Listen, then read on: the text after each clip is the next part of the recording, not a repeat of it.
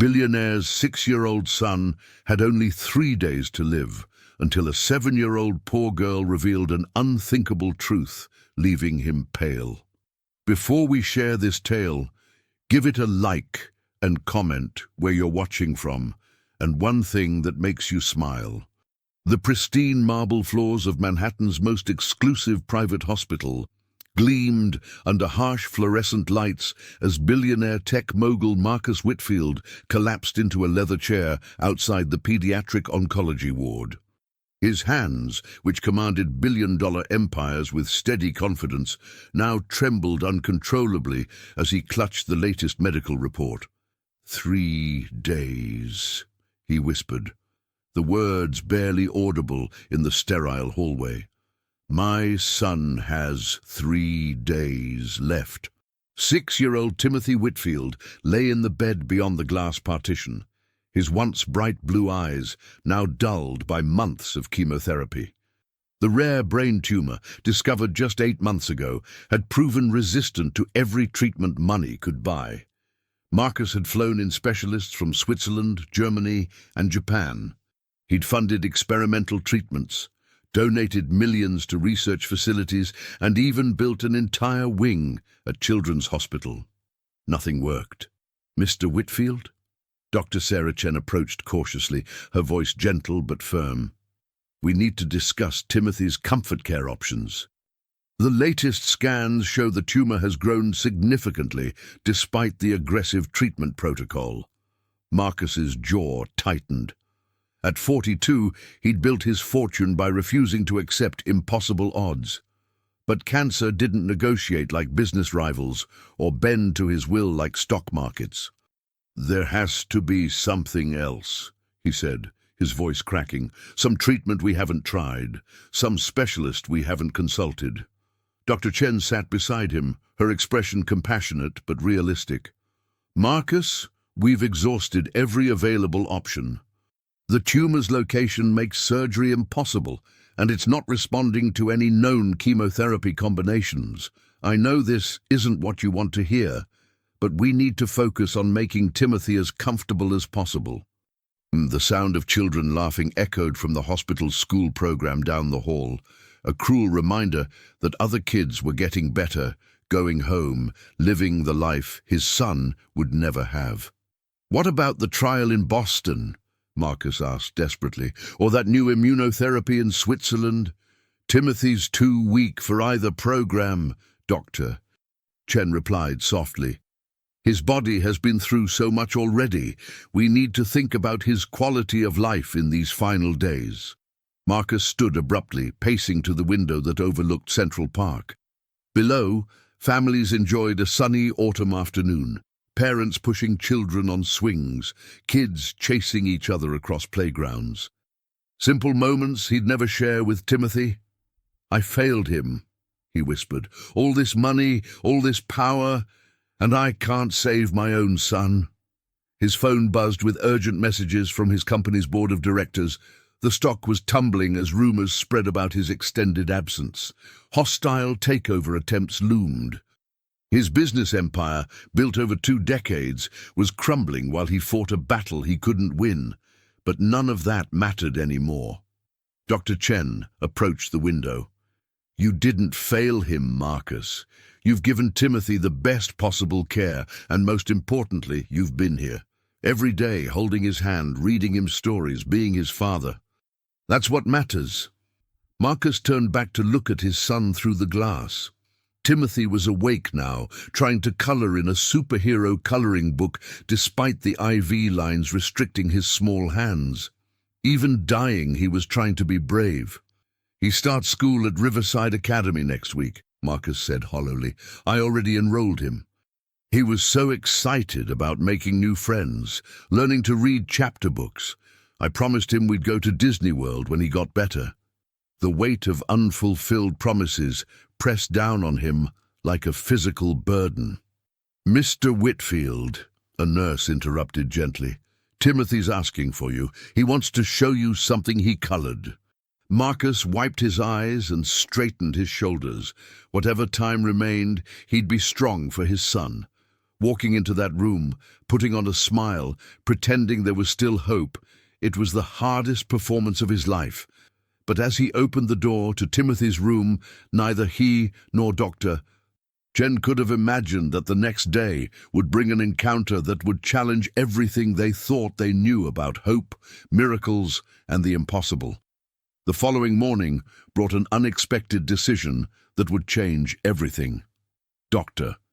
Chen had suggested that Timothy might benefit from interaction with other children, and the hospital's school program seemed like a gentle way to provide some normalcy in his final days. "Are you sure about this?" Marcus asked, watching orderlies carefully transfer Timothy to a wheelchair. His son looked impossibly small and fragile, but his eyes held a spark of excitement that hadn't been there in weeks.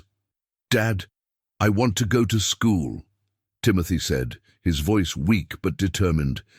"I want to learn stuff and maybe make a friend before." He didn't finish the sentence, but they all understood. The hospital's educational program was housed in a bright, cheerful wing designed to feel less clinical. Colorful murals decorated the walls, and child-sized furniture created an atmosphere of hope, despite the underlying reality that most of these students were fighting for their lives. Miss Rodriguez, the head teacher, greeted them warmly. "Timothy, we're so excited to have you join us today. We have art class this morning, then story time." Marcus helped settle Timothy at a small table with 3 other children. Despite his wealth and power, he felt utterly helpless watching his son try to navigate this simple social situation while battling for each breath. "I'll be right outside if you need me," Marcus whispered, kissing Timothy's forehead. As he stepped into the observation area, Marcus noticed another parent, a woman in worn clothing sitting alone, watching a little girl with intense focus. The contrast was stark. While Marcus's expensive suit and gold watch screamed wealth, this woman's carefully mended clothes spoke of financial struggle. The little girl she was watching appeared to be about 7 years old, with intelligent dark eyes and an old soul's composure that seemed unusual for her age. Unlike the other children who were engaged in typical activities, she sat quietly, sketching in what appeared to be a notebook filled with detailed drawings.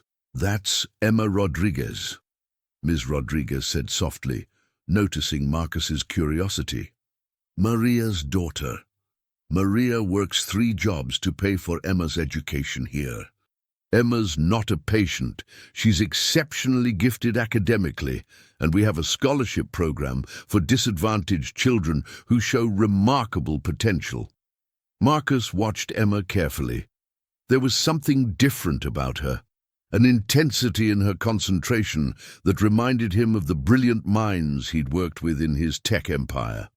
She wasn't just coloring or playing, she was studying something with scientific precision. "What's she working on?" Marcus asked. "Medical textbooks, believe it or not," Ms. Rodriguez replied with amazement.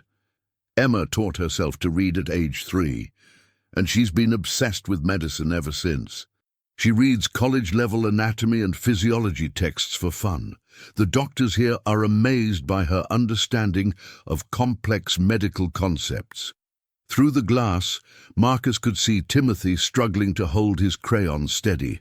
Emma looked up from her notebook and seemed to notice Timothy's difficulty. Without being asked, she quietly moved to sit beside him. Marcus strained to hear their conversation through the glass partition. "Hi, I'm Emma," she said simply. "You're new." Timothy nodded shyly. "I'm Timothy. I'm 6, but I'll be 7 next month." He paused, then added more quietly, "If I make it to next month." Emma studied him with those serious dark eyes. "What kind of cancer do you have?" The directness of the question surprised Marcus. Most children Timothy's age didn't discuss death so openly. "Brain tumor," Timothy replied matter-of-factly. "It's in a place where doctors can't cut it out, and the medicine isn't working anymore." Emma nodded thoughtfully, as if processing complex medical information. "Can I see your medical chart sometime?" "Emma," Ms. Rodriguez called gently, Remember, we talked about asking permission before looking at personal medical information. But Timothy seemed intrigued rather than offended. Why do you want to see it? Emma hesitated, then opened her notebook to reveal detailed anatomical drawings of the human brain, complete with labels and notations that looked like they belonged in a medical textbook. "I study how the brain works," she said simply. "Sometimes grown-ups miss things because they're thinking too complicated. Kids can see things differently." Marcus felt his heart skip. Was this child suggesting she might understand something about Timothy's condition that world-renowned specialists had missed? It seemed impossible, but something in Emma's confident demeanor made him lean closer to the glass. Timothy was now completely engaged, asking Emma to explain her drawings. For the first time in months, Marcus saw genuine curiosity and hope in his son's eyes. As the morning progressed, Marcus found himself watching Emma with growing fascination and a desperate hope he was afraid to acknowledge. By the third day of Timothy's attendance at the hospital school, an unlikely friendship had formed between the dying billionaire's son and the brilliant girl from the scholarship program. Marcus arrived early each morning, no longer to hover anxiously over Timothy, but to observe the remarkable interactions between the two children. Emma had begun bringing additional notebooks to school, filled with what appeared to be medical research far beyond her 7 years. She would sit with Timothy during breaks, showing him brain diagrams and explaining complex concepts in terms a 6-year-old could understand. "See, Timothy," Emma said, pointing to one of her detailed drawings, "your tumor is like a really stubborn weed in a garden. The doctors have been using the same tools to try to pull it out, but maybe they need to think about different tools." Marcus found himself hanging on every word. Dr. V. Jen had mentioned that Emma sometimes asked surprisingly sophisticated questions about various patients' conditions. But hearing her discuss Timothy's specific case with such confidence was both thrilling and heartbreaking. "Emma, sweetheart," her mother Maria said during pickup time, "you need to remember that these are very sick children. We don't want to give false hope to families who are already suffering." But Marcus had begun to research Emma Rodriguez himself. What he discovered was extraordinary. She had been reading medical journals since age 4. Local doctors who had met her described her grasp of human physiology as unprecedented for someone her age. She had even correctly identified misdiagnoses in 2 cases by simply observing patients and asking the right questions. "Mr. Whitfield," Dr. Chen approached him that afternoon. "I wanted to discuss Timothy's pain management protocol. We're reaching the point where we need to consider stronger measures to keep him comfortable." The words hit like a physical blow. "How much time do we have left?" "Days, not weeks," she replied gently. "I'm sorry, Marcus. I wish I had better news." That evening, Marcus sat by Timothy's bedside reading Harry Potter aloud, despite knowing his son was too weak to follow the complex plot. Timothy's breathing was becoming labored, and the medical team had begun round-the-clock monitoring. "Dad," Timothy whispered during a break in the reading, "Emma says she might have an idea about my brain. She wants to show you something tomorrow." Marcus's heart clenched. The last thing he wanted was for Timothy to pin his hopes on a 7-year-old's fantasy, no matter how brilliant she might be. "Son, Emma is very smart, but she's still just a little girl. The doctors who are taking care of you have studied for many, many years." Timothy nodded weakly, but persisted. "She said something about looking at my brain pictures differently. She wants to show you and Dr. Chen something in her backpack tomorrow." The next morning, Marcus arrived at the hospital school with a heavy heart. Timothy was declining rapidly, and this would likely be one of his last days attending the program. He was prepared to gently discourage any false hope Emma might offer, but when he saw Emma waiting by the entrance with an overstuffed backpack and an expression of nervous determination, something made him pause. Mr. Whitfield, she said formally, extending a small hand. I'm Emma Rodriguez. I've been learning about Timothy's condition, and I need to show you something very important. Her mother Maria appeared behind her, looking embarrassed. I'm so sorry, Mr. Whitfield. Emma has been obsessed with medical research all week. I've tried to explain that doctors know best, but she insists she's discovered something. Marcus knelt down to Emma's eye level. What do you want to show me, Emma? She carefully unzipped her backpack and pulled out a manila folder. I've been studying brain tumors like Timothy's for the past month.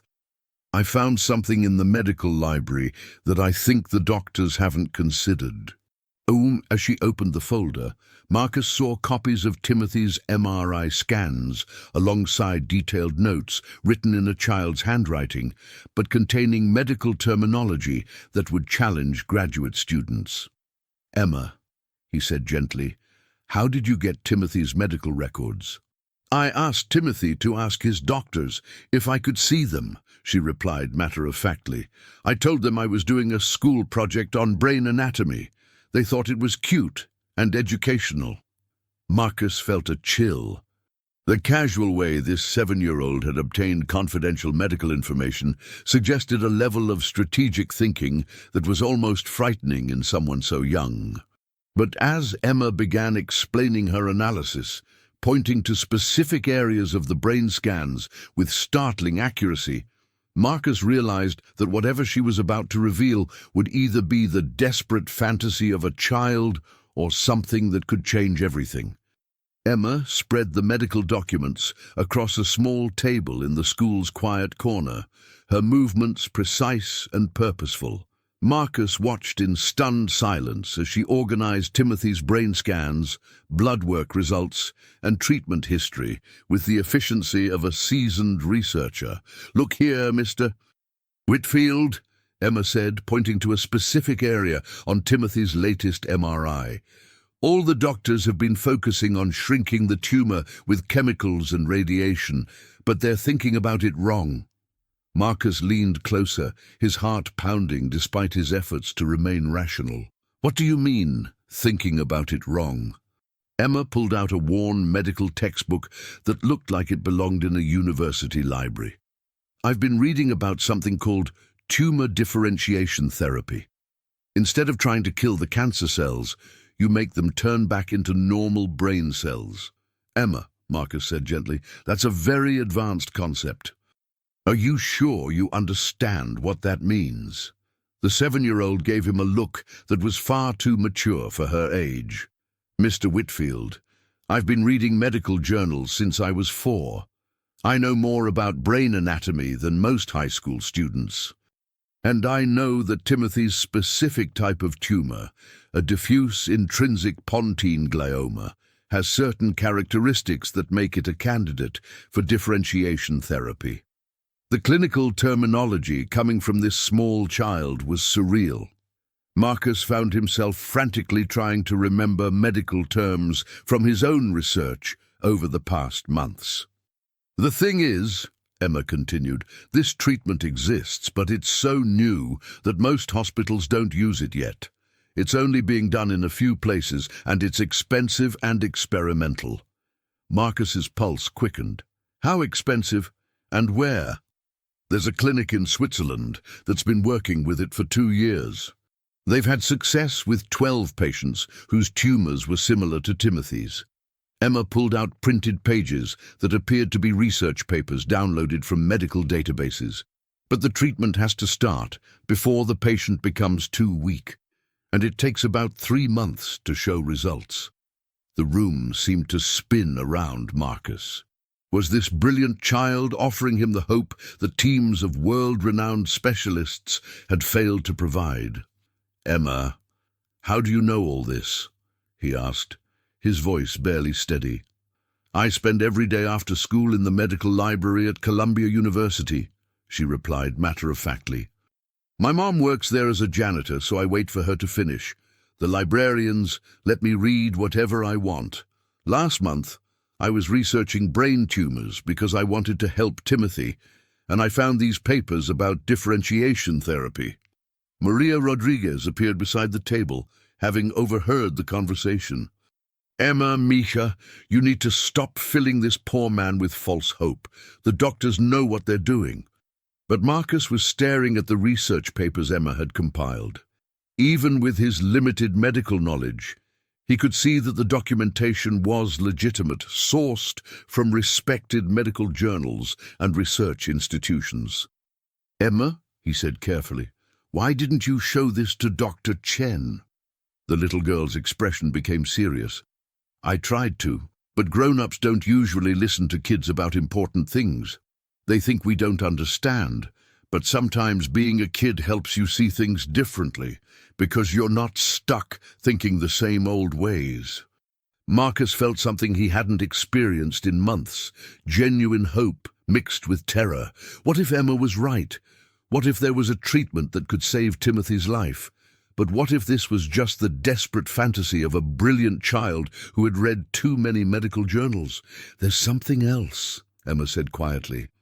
"I've been watching Timothy every day. His tumor is in his brain stem, but it's not in the parts that control breathing or heart function. That means he has more time than the doctors think, but only if treatment starts immediately." She pulled out one final document, a contact sheet for the Swiss clinic she had mentioned. "Dr. Andreas Weber runs the program. I found his email address and read all his published papers. He's had success with cases exactly like Timothy's, but patients need to begin treatment within 5 days of being accepted into the program." Marcus stared at the contact information, his mind racing. Could he trust the medical analysis of a 7-year-old, no matter how brilliant? But as he looked at Emma's carefully organized research, her detailed understanding of Timothy's condition, and the legitimate medical sources she had compiled, one thought echoed in his mind. What if she was right? Timothy appeared beside them, walking slowly with the help of a nurse. "Emma, did you show my dad your discovery?" Emma nodded, then looked directly at Marcus with those impossibly mature eyes. "Mr. Whitfield, I know you have lots of money and can call important doctors anywhere in the world. Will you please just ask Dr. Weber if Timothy could be helped? What if I'm right and we're running out of time?" Within 6 hours of Emma's revelation, Marcus had his private jet fueled and medical team standing by. But first, he needed Dr. Chen's professional opinion on Emma's research. He found her in her office, reviewing Timothy's latest blood work with an expression of resigned concern. "Sarah, I need you to look at something," Marcus said, placing Emma's compiled research on her desk. Dr. Chen glanced at the papers, then looked up with confusion. "Marcus, where did you get these?" "A 7-year-old girl compiled them. She's been researching Timothy's condition and believes there's a treatment option we haven't considered." Dr. Chen's expression shifted from confusion to skepticism as she began reading. But as she worked through Emma's analysis, her eyebrows rose progressively higher. "Marcus, this is remarkably sophisticated research. Differentiation therapy for DIPG tumors is cutting-edge science. Most oncologists haven't even heard of this approach yet." She looked up, bewildered. "You're telling me a 7-year-old put this together?" "Emma Rodriguez.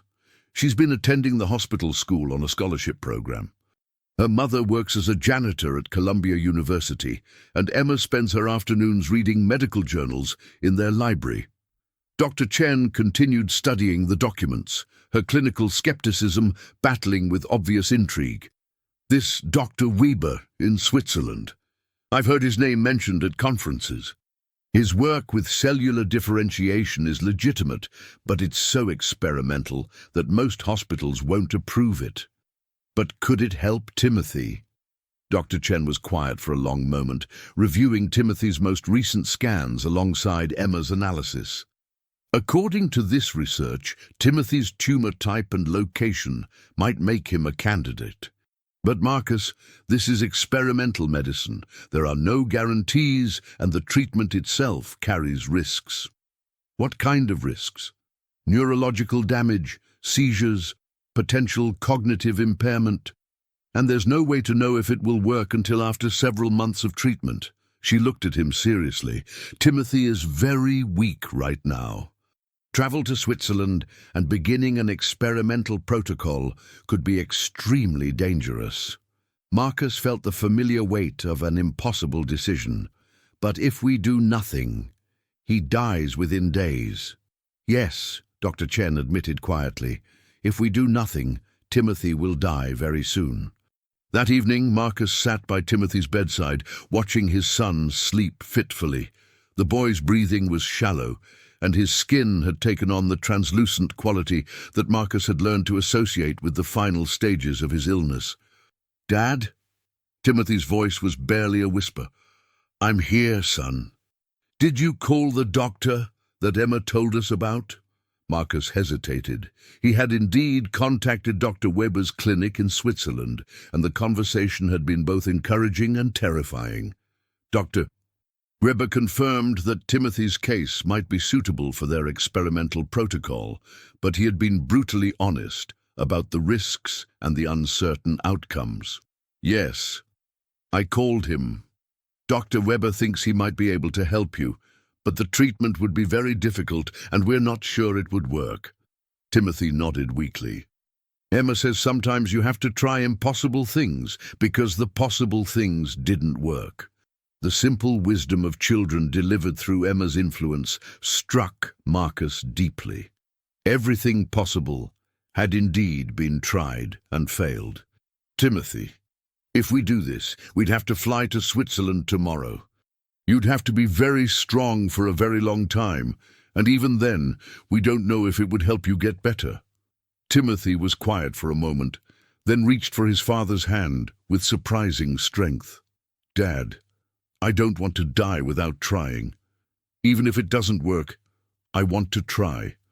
The next morning, as medical teams prepared Timothy for transport, Emma appeared with her mother at the hospital entrance. She carried a small, wrapped package. "This is for Timothy," she said, handing Marcus the gift. "I made it myself." Inside was a hand-drawn comic book titled The Brain Warrior, featuring a young superhero who fought cancer cells with the power of science and hope. The artwork was remarkably detailed for a 7-year-old, and the story showed an understanding of medical concepts that continued to astonish Marcus. "Emma," he said, kneeling down to her level, "I don't know how to thank you. Whether this treatment works or not, you gave us hope when we had none." Emma looked at him with those serious, dark eyes. "Mr. Whitfield, I have one more thing to tell you. I've been calculating the treatment timeline based on Timothy's current condition and Dr. Weber's protocols. If this works, Timothy should start showing improvement in exactly 47 days. Mark your calendar." As they prepared to leave for the airport, Marcus couldn't shake the feeling that Emma Rodriguez was far more than a brilliant child with access to medical journals. Her confidence, her precision, her uncanny understanding of Timothy's case, it was almost as if she possessed knowledge that went beyond research and study. But there was no time for further questions. Timothy's life hung in the balance, and they were embarking on a journey based on the medical analysis of a 7-year-old genius who had somehow seen what teams of specialists had missed. The flight to Switzerland was a nightmare of medical emergencies and fading hope. Timothy's condition deteriorated rapidly at high altitude, requiring constant intervention from the medical team Marcus had brought along. By the time they landed in Zurich, Timothy was unconscious and running a dangerous fever. Dr. Andreas Weber met them at the airport with an ambulance and a team of specialists.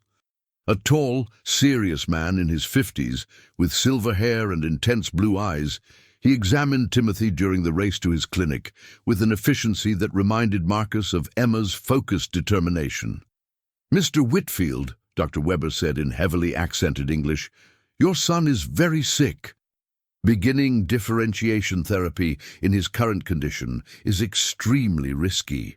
We may be too late." The Swiss clinic was a marvel of medical technology, housed in a converted monastery overlooking Lake Geneva. The combination of cutting-edge science and ancient peaceful architecture created an atmosphere of both hope and reverence that Marcus found oddly comforting. However, Dr. Weber continued as they settled Timothy into the intensive care unit, the analysis that was sent to me regarding Timothy's case was remarkably thorough. Whoever compiled that research understood details about his condition that even I had not initially considered. It was compiled by a 7-year-old girl named Emma Rodriguez, Marcus replied, still hardly believing the words himself. Dr. Weber paused in his examination. Impossible. The level of medical understanding demonstrated in that analysis would challenge graduate-level researchers. I know, but I watched her put it together. She's been studying medicine for years. Dr. Weber looked thoughtful. In my 40 years of practice, I have learned that healing sometimes comes from unexpected sources. If this child led us to this moment, perhaps we should trust her insight. The first 3 weeks of treatment were brutal. Timothy endured procedures that would have challenged healthy adults, let alone a dying 6-year-old. Marcus never left his side, holding his son's hand through convulsions, fevers, and moments when the medical team wasn't sure Timothy would survive the night. The therapy is essentially reprogramming your son's cancer cells, Dr. Weber explained during one of their daily consultations. Instead of trying to kill them, we're teaching them to become normal brain cells again. But the process is traumatic for the entire nervous system. Marcus had stopped checking his phone, stopped worrying about his business empire, stopped caring about anything except the steady beep of monitors that confirmed Timothy was still alive. His company's stock had crashed, hostile takeover attempts were succeeding, and his fortune was being systematically dismantled while he sat helplessly in a Swiss medical clinic. But none of that mattered anymore. On the 28th day of treatment, something shifted. Timothy opened his eyes and spoke clearly for the first time since arriving in Switzerland. "Dad, I had the weirdest dream about Emma. She was standing in a library full of giant books, and she told me that 47 days was important. She said to tell you that the hardest part is almost over." Marcus felt chills run down his spine. Emma's prediction of a 47-day timeline echoed in his memory. They were approaching that crucial marker, and Timothy seemed to be emerging from the worst of his treatment. Dr. Weber's latest scans showed something unprecedented. The tumor was not shrinking, but its cellular structure was changing. The aggressive cancer cells were literally transforming into normal brain tissue. "I have never seen anything quite like this," Dr. Weber admitted privately to Marcus. "The differentiation process is working faster and more completely than our most optimistic projections suggested possible." Bro. As they approached the 47th day since beginning treatment, Marcus found himself counting hours with an intensity that bordered on superstition. Emma's precise prediction haunted him. How could a 7-year-old have calculated a timeline that even Dr. Weber couldn't have predicted accurately? On day 46, Timothy sat up in bed and asked for pizza. On day 47, exactly as Emma had predicted, Dr. Weber entered Timothy's room with scan results and an expression of amazed disbelief. "Mr. Whitfield," he said slowly, "I need to show you something that shouldn't be medically possible." The latest brain scans revealed a complete transformation. Where Timothy's aggressive tumor had been growing for months, there was now healthy, normal brain tissue. Not only had the cancer been eliminated, but the differentiation therapy had actually restored brain function that had been damaged by the original tumor. "In 40 years of practice, I have never witnessed such complete cellular transformation," Dr. Weber said, shaking his head in wonder. "Your son appears to be completely cured, not in remission, actually cured." As Marcus held his son and wept with relief, one question echoed in his mind. How had Emma Rodriguez known exactly what would happen and when? 3 months after Timothy's miraculous recovery, Marcus found himself back in New York with more questions than answers. His son was healthier than he'd been in over a year, attending regular school and showing no signs of his former illness. But Emma Rodriguez's precise prediction haunted Marcus daily. "Dad, can we visit Emma today?" Timothy asked over breakfast. "I want to show her my new report card and tell her about Switzerland." When they arrived at the hospital school, they found Emma in her usual spot, surrounded by medical textbooks. She looked up as they approached, and Marcus was struck again by those unnaturally mature eyes. "Timothy," Emma smiled with genuine joy. "You look so much better. The treatment worked exactly like I calculated it would." "How did you know it would work so perfectly?" Marcus asked directly. Even Dr. Weber said he'd never seen such complete success. Emma set down her pencil and looked at both of them seriously. "Can I trust you with a secret? A really big secret that even my mom doesn't know?" Timothy nodded eagerly, but Marcus felt a chill of anticipation. "I can see things in people's bodies," Emma said quietly. "Not with my eyes exactly, but in my mind. When I look at someone who's sick, I can see what's wrong, and sometimes I know how to fix it." Marcus sat down heavily. "What do you mean you can see things?" Emma picked up Timothy's hand and closed her eyes for a moment. "Right now, I can see that all the bad cells in your brain are completely gone. Your brain is healing perfectly, and the new tissue is actually stronger than before you got sick." Timothy looked fascinated, but Marcus felt the world shifting around him. "Emma, how long have you been able to do this?" "Since I was really little. When I was 4, I told my mom that our neighbor, Mrs. Patterson, had something growing in her stomach that would make her very sick. My mom thought I was just being imaginative, but Mrs. Patterson went to the doctor and they found cancer really early. The pieces of an impossible puzzle began falling into place in Marcus's mind. "Is that why you spend so much time reading medical books?" Emma nodded. "I can see what's wrong with people, but I need to understand the science to help them. The books teach me the words for what I see and how doctors fix different problems." Marcus struggled to process this revelation. "Emma, have you been able to see other children's illnesses here at the hospital school?" "Yes," she admitted quietly. "I can see who's going to get better and who's—" She didn't finish the sentence. "Who's going to die?" Timothy finished matter-of-factly. "Can you see if I'm completely cured forever?" Emma studied him again with that intense concentration. "Yes, you're completely cured. The treatment changed your DNA in a good way. You'll never get that kind of cancer again." Marcus felt relief wash over him, but it was immediately followed by a new concern. "Emma, if you can really see illnesses in people, why haven't you told the doctors here? You could help save other children." Emma's expression became sad. "I tried once. I told Dr. Martinez that Jenny Thompson's medicine wasn't working and she needed a different kind, but he just patted my head and said I was very smart to worry about my friends." Jenny died 2 weeks later. The weight of Emma's burden suddenly hit Marcus. This 7-year-old girl was carrying knowledge that could save lives, but no one would listen to her because of her age. "What about other children here now?" Marcus asked gently. "Can you help them?" Emma glanced around the classroom, then leaned closer. "There's a boy named Alex who just started coming here. He has leukemia, but his doctors are using the wrong combination of medicines. I know which ones would work better, but—" She shrugged helplessly. Marcus made a decision that would change everything. "Emma, would you be willing to work with me? I have money and connections. If you can really see what's wrong with people and know how to help them, maybe together we can find a way to save other children." Emma's eyes widened with hope and fear. "You believe me?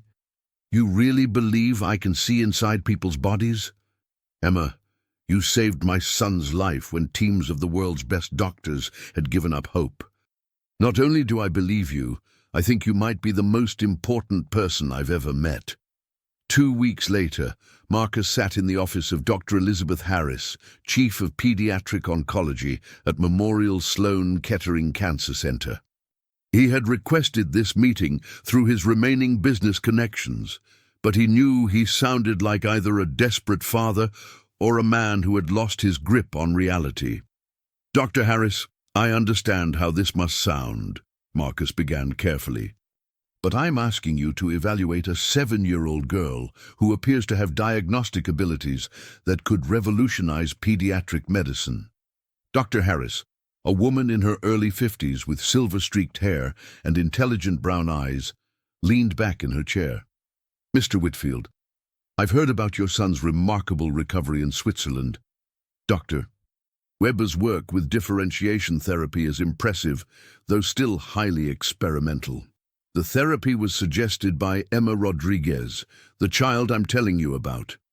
She identified Timothy's candidacy for the treatment when multiple specialists had declared his case hopeless. And you believe this child has some kind of supernatural diagnostic ability?" Marcus chose his words carefully. "I believe she has an unusual talent for medical pattern recognition that shouldn't be dismissed because of her age. Would you be willing to meet with her?" 3 days later, Emma Rodriguez sat nervously in Dr. Harris's office, her small hands folded in her lap while her mother Maria watched anxiously from a corner chair. "Emma," Dr. Harris said gently, "Mr. Whitfield tells me you're very interested in medicine. Can you tell me what you've been studying?" "I read about how different cancers work and how doctors try to fix them," Emma replied quietly. "I also study how the brain controls different parts of the body." They moved to the pediatric ward, where Dr. Harris had arranged to visit 3 patients whose cases presented diagnostic challenges. Emma would observe each child and share her impressions. The first patient was 9-year-old Sarah Chen, who had been experiencing unexplained neurological symptoms that had puzzled multiple specialists. Emma stood quietly beside Sarah's bed for several minutes, her expression intensely focused. Finally, she turned to Dr. Harris. "She has 2 problems, not one," Emma said confidently. "Everyone's looking for one thing that's causing all her symptoms, but there are actually 2 separate problems happening at the same time." The specificity of Emma's observations stunned Dr. Harris. These were not vague generalizations, but precise medical assertions. "She has a really small tumor behind her left eye that's so tiny the machines can't see it clearly, but she also has an infection in her spinal fluid that's not showing up in the regular tests." The second patient was 6-year-old Michael Torres, whose leukemia had proven resistant to standard treatment protocols. "His cancer medicine isn't working because his body processes it differently than most kids," she told Dr. Harris. "He needs about half as much of the strong medicine and twice as much of the helper medicine." By the time they reached the third patient, Dr. Harris was struggling to maintain her professional skepticism. Either Emma Rodriguez was the most remarkable medical prodigy in history, or something genuinely extraordinary was happening. Within 2 weeks, Dr. Harris had completed extensive testing on all 3 patients Emma had evaluated. The results shattered everything she thought she knew about medical diagnosis. Sarah Chen's advanced MRI and lumbar puncture confirmed exactly what Emma had predicted: a microscopic tumor behind her left eye and a rare bacterial infection in her spinal fluid. Michael Torres's genetic testing revealed unusual liver enzyme variations that affected drug metabolism, precisely as Emma had described. "Marcus, I need to understand what we're dealing with here," Dr. Harris said during an emergency meeting. "Emma's diagnostic accuracy is statistically impossible. She's identifying conditions that require technology we don't even have." Emma looked up from her medical journal. "Dr. Harris, I know this is scary because kids aren't supposed to know more than adults about important things, but I can really help people. I've been practicing and learning for 3 years now." Dr. Harris looked at this remarkable 7-year-old who spoke with the wisdom of someone far beyond her years. Emma, if we start a program where doctors work with you to help patients, are you prepared for how difficult that might be? Emma nodded solemnly. Dr. Harris, Timothy almost died because adults thought a kid couldn't understand medicine. How many other children have died because no one would listen to what I could see? All right, Dr. Harris said finally, let's change the world.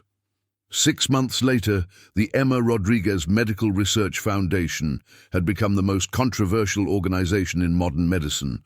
Operating out of a facility funded by Marcus's remaining fortune, the foundation had achieved a diagnostic accuracy rate that defied scientific explanation. Emma, now 8 years old, worked 4 hours daily with medical teams, providing insights that had saved 43 children's lives. But their success had also attracted powerful enemies. Marcus, we have a problem, Dr. Harris said urgently. The state medical board is threatening to shut us down. They're claiming we're practicing medicine without proper credentials. The truth was more complex. Emma's abilities threatened billion-dollar medical testing industries and institutions whose prestige was being challenged by a child with no formal education. Dr. Harrison Webb, chief administrator of the state medical board, had been receiving pressure from multiple sources to investigate the foundation. Dr. Harris, while I don't question your patients' improvement rates, the methodology you're using is completely outside accepted medical practice. How can we validate diagnoses made by a child with no medical training?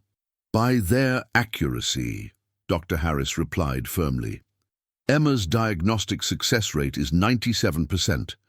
Traditional diagnostic methods average 63% accuracy for complex cases.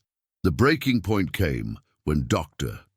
James Morrison, head of pediatric oncology at Children's Hospital of Philadelphia, publicly denounced the foundation during a medical conference. We cannot allow desperation to cloud our scientific judgment, Dr. Morrison declared. Claims of miraculous diagnostic abilities by untrained children represent a dangerous departure from evidence-based medicine. Emma, who had been listening to reports of the medical community's resistance with growing frustration, finally asked Marcus a question that would change everything. Mr. Whitfield, what if I could prove to all the doctors at once that I can really see what's wrong with people? What if I could do something that would make them have to believe me? Marcus studied Emma's determined expression. What do you have in mind? There's going to be a big medical meeting next week where lots of doctors will be together. What if I went there and showed them exactly what I can do? Dr. Harris shook her head immediately. Emma, that would be extremely stressful for you, and if anything went wrong, it could destroy everything we've built. But Emma's expression was resolute. Dr. Harris, I've been practicing for 4 years now. I've helped save Timothy and all those other kids. I'm not afraid of showing doctors what I can do. Marcus realized that Emma was ready to stake everything on a public demonstration that would either validate her abilities before the entire medical community or end their work forever. All right, Emma, let's show them what you can do. The announcement that 8-year-old Emma Rodriguez would demonstrate her diagnostic abilities at the National Pediatric Medical Conference sent shockwaves through the medical community. Within days, the event had attracted international attention, with physicians from around the world requesting permission to attend. The National Pediatric Medical Conference had never seen anything like the crowd that gathered for Emma's demonstration. The main auditorium, which seated 800, was packed beyond capacity, with hundreds more physicians watching via live stream. Emma sat on the stage beside Dr. Harris, looking impossibly small behind the conference table. She wore a simple blue dress that her mother had bought specially for the occasion, but her eyes held the same mature confidence that had first struck Marcus months earlier. Dr. Webb served as the session moderator. We are here to evaluate claims that 8-year-old Emma Rodriguez possesses unusual diagnostic abilities. 5 complex pediatric cases have been selected, and Miss Rodriguez will examine each patient and provide her assessment. The first patient was 12-year-old David Kim, whose mysterious neurological symptoms had baffled specialists at 3 major hospitals. Emma approached David calmly and asked if she could hold his hand. For nearly 5 minutes, she sat quietly with her eyes closed, her expression intensely focused. The auditorium was completely silent. Finally, Emma opened her eyes and turned to address the audience. "David has 2 problems that look like one big problem," she said clearly. "He has a genetic condition called Charcot-Marie Tooth disease that affects his nerves, but he also has a vitamin B12 deficiency that's making the genetic condition much worse than it should be." Dr. Morrison, who was sitting in the front row, leaned forward skeptically. "Young lady, Charcot-Marie Tooth disease requires genetic testing to diagnose." Emma looked directly at Dr. Morrison. "Dr. Morrison, David has an unusual type of CMT that the standard tests don't detect, and his B12 levels look normal in regular blood tests, but his body can't use the B12 properly because of a different genetic variation." The medical terminology coming from an 8-year-old was stunning, but the precision of her recommendations left the audience speechless. The second patient was 7-year-old Maria Santos, whose leukemia had proven resistant to multiple treatment protocols. "Maria's cancer looks like acute lymphoblastic leukemia, but it's actually a different type that just looks similar," Emma announced. "She has acute mixed lineage leukemia with a specific chromosome problem. The medicines that work for regular all don't work for her type." Dr. Morrison stood up, his skepticism now tinged with anger. "Miss Rodriguez, you're suggesting extremely rare diagnoses. How could you possibly know these details just by looking at patients?" Emma turned to face him directly, and for a moment, her 8-year-old composure seemed to waver. Then she straightened her shoulders and made a decision that would change everything. "Dr. Morrison, I can see inside people's bodies with my mind. I know that sounds impossible, but I can see their cells and their DNA and how their organs work. I've been able to do this since I was really little." The auditorium erupted. Physicians began talking loudly among themselves, some laughing dismissively, others looking stunned. Emma raised her voice to be heard over the commotion. "I know you don't believe me, but I can prove it. Dr. Morrison, you have high blood pressure that your medicine isn't controlling very well. You also have early kidney disease that nobody knows about yet." The auditorium fell completely silent. Emma had just made specific medical claims about a physician in the audience, claims that could be immediately tested and verified. Dr. Morrison looked pale. He had indeed been struggling with blood pressure control, and his most recent kidney function tests had shown slight abnormalities. Emma looked out at the sea of skeptical faces and made one final stunning offer. "If any doctor here wants to test me, I can tell you about your own health problems right now. Things your own doctors might not know about yet. If I'm wrong about even one person, then you'll know I'm just making things up." What happened next would be remembered as the most extraordinary moment in the history of medical science. Dr. Morrison, determined to expose what he believed was an elaborate fraud, stood up and walked onto the stage. "Very well, Miss Rodriguez, tell me about my health conditions that supposedly aren't being properly managed." Emma looked at him calmly. "Dr. Morrison, your blood pressure medicine isn't working because you have primary aldosteronism. Your adrenal glands are making too much of a hormone called aldosterone, which makes regular blood pressure medicines not work very well." She paused, then continued with devastating precision. "Also, your kidney function tests show your creatinine is starting to go up, but your doctors think it's just normal aging. It's not. The aldosterone is damaging your kidneys." Dr. Morrison staggered slightly. His recent lab work had indeed shown declining kidney function that his physician had attributed to normal aging. But Emma was describing a specific hormonal condition that would require specialized testing to diagnose. "How could you possibly know about my laboratory results?" he demanded. "I can see the hormone levels in your blood and the inflammation in your kidneys," Emma replied simply. One by one, other physicians began volunteering to be examined. Dr. Elizabeth Chen from Stanford stepped forward, and Emma immediately identified a thyroid nodule that wouldn't be detected for another 6 months. Dr. Robert Taylor from Mayo Clinic was told he had early-stage prostate cancer that his recent tests had missed. Each diagnosis was specific, testable, and could be verified within days or weeks. Emma wasn't making vague generalizations. She was providing detailed medical assessments that demonstrated knowledge no 8-year-old should possess. But the most stunning moment came when Dr. Patricia Williams, Chief of Pediatric Surgery at Children's Hospital Boston, challenged Emma to examine her 5-year-old daughter Jessica. "My daughter is completely healthy," Dr. Williams announced. "She has no medical conditions whatsoever." Emma looked at Jessica for several minutes, her expression growing concerned. Finally, she turned to Dr. Williams with obvious reluctance. "Dr. Williams, Jessica has a genetic condition called long QT syndrome. Her heart rhythm looks normal most of the time, but under stress or during exercise, she could have a dangerous arrhythmia." Dr. Williams looked shocked. "That's impossible. Jessica has had complete physical exams and has never shown any cardiac abnormalities. The genetic type she has only shows up on very specific heart rhythm tests," Emma explained gently. "Most regular EKGs look normal."